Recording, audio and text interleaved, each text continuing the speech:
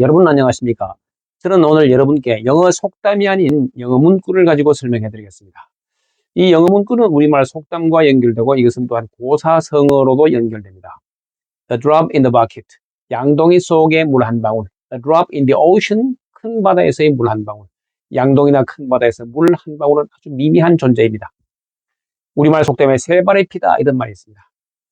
참새와 같은 새의 발은 작은데 거기에서 피가 나와봤자 아주 적은 양일 것입니다. 이것을 한자로 조족지혈합니다.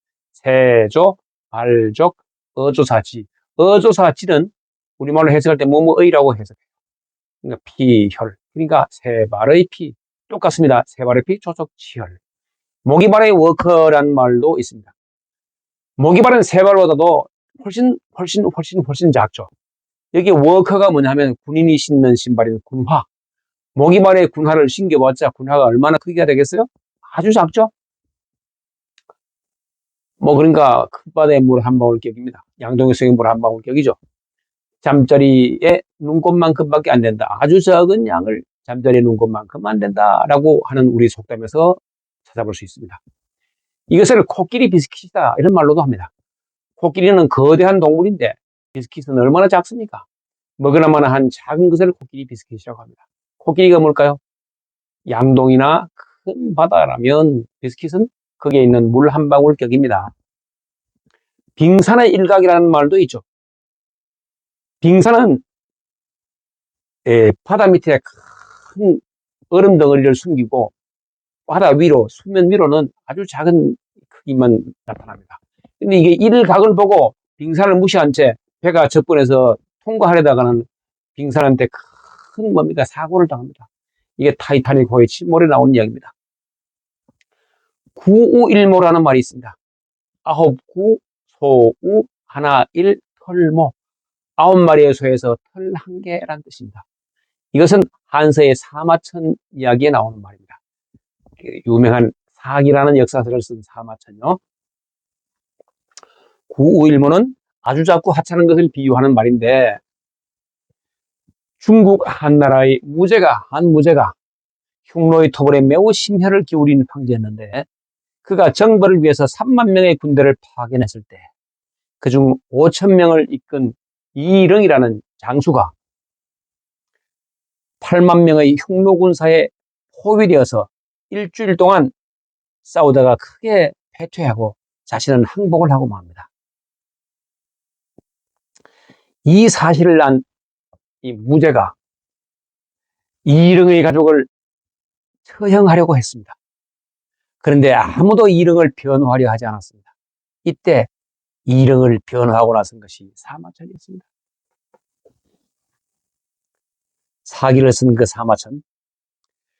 예전에 흉노족이 제일 두려워했던 명장 이광의 손자인 이릉이 투항한 것은 언젠가 한나라를 위해 싸울 기회를 얻기 위한 계책이라고 옹호해 준 것이었습니다. 이에 화가 난 무제가 급기야 사마천에게 궁형의 형벌을 냅니다. 궁형이란 것이 뭐냐? 거세하여 생식을 못하게 하는 형벌로 사대부에게는 최대의 굴욕이었습니다. 이에 사마천은 친구인 임안에게 보낸 편지에서 이렇게 적었습니다. 이복에 가령 내가 법에 복종해서 죽임을 당한다 하더라도 구우 9마리의 소 가운데 일모 하나의 털을 잃은 것 같아서 세상 사람들은 땅강아지나 개미 같은 벌레 한 마리가 죽은 것으로 여길 거야. 내가 궁형이라는 치욕을 당하고도 살아남으려 한 것은 완성하기로 맹세한 책을 그때 다 쓰지 못했기 때문이다. 라고 이렇게 친구에게 그렇게 자기의 심정을 고백했대요. 이때 변호를 한다고 한무제가 사마천을 너 죽을래 궁형을 당할래 해서 죽지 않고 궁형을 당하기라고 이제 선택을 했던 거였죠. 결국 그는 아버지의 유언에 따라 기원전 97년에 중국 최초의 역사서인 사기 130권을 완성하게 됩니다. 구우일모였습니다. 그러니까 구우 중에 일모라고 사마천은 자기 자신을 비하했던 거죠. 다음에 창해일속이라는 말이 있습니다. 큰 바다창, 바다해, 하나 일, 또는 좁쌀 속자. 근데 이 좁쌀 속자는 요 밑에 쌀미자가 있습니다. 근데 이 쌀미자 자리에 나무 목자가 들어가면 밤나무 율자입니다. 율곡이 할 때 율자가 이게 밤나무 율자예요. 밤나무 꼴의 이이다라고 해서 율곡이 이의 호입니다. 참고하십시오. 상해일속이라는 말은 큰 바다에 좁쌀 한 톨이라는 뜻인데 아주 작은 것을 비유하는 말이죠. 지극히 미약해서 보잘것이 없을 때 쓰는 말이 상해일속이에요. 물론 구우일모도 같은 말이고요. 소동파가, 요거는 송나라의 소동파 소식이 적벽부에서 쓴 말입니다. 상해일속이. 잠깐만요. 이 소동파 소식은 당송팔대가의 8명 중에 한 명이 소식입니다. 동파는 소식의 호고요. 당나라의 한유, 유종원, 송나라의 구양수, 소순, 소식, 소철, 증공, 왕안석이 있었는데 이때 소식은 소순, 소식, 소철이 다 같은 한 집안인데 소순이 아버지고 소식이 큰 아들, 소철이 작은 아들. 참 이게 식구가 대단한 가족이네요. 그런데 여기서 하나의 의문이 생깁니다. 야, 이게 당송팔대가에 당나라 당대의 최고의 시인이었던 이백이나 두보가 왜 안 들어가느냐라고 하는 것을 우리가 의문을 가질 수 있는데, 그것은 당송팔대가를 정할 때 이것은 수필 기준, 문장가 기준이 시 기준이 아니었다라고 하는 겁니다. 시 기준이었다면 당연히 시선이었던 이백, 시성이었던 두보가 들어갔겠죠. 참고하십시오. 자, 그러면 상해일속 이야기로 들어갑니다. 소동파가 황주로 귀향을 갔을 때 어느 날 벗과 함께 적벽으로 가서 삼국지 싸움으로 유명했던 적벽으로 가서 유람을 하고 있었는데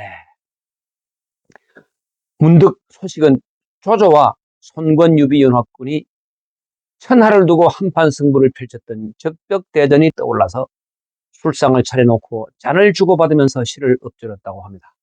그것이 뭐냐? 우리의 인생은 천지간에 기생하는 하루살이처럼 짧고 우리의 몸은 망망대해의 큰 바다에 일속 좁쌀 한 톨과 같다.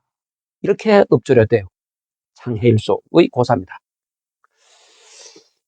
결국 동파 소식은 자신의 학식이나 덕망이 다른 사람들에 미치지 못한다라는 겸손이 깔려있다라고 볼 수 있는 것이 상해 속의 일속이었다라고 생각해 볼 수도 있겠어요. A drop in the bucket, a drop in the ocean. 세 발의 피, 빙산의 일각, 코끼리 비스켓, 구일일모, 상해일속 이런 말은 아주 작거나 미약해서 보잘것없는 것을 묘사할 때 쓸 수 있는 표현이었다고 저는 생각을 합니다. 이런 상황일 때 구우일모나 상해일속을 쓰면은 좀 품격 있는 커뮤니케이션을 할 수 있다고 저는 생각을 합니다. 예, 고맙습니다. 지금까지 시청해 주셔서 대단히 고맙습니다. 다음 시간에 뵙겠습니다. 안녕히 계십시오.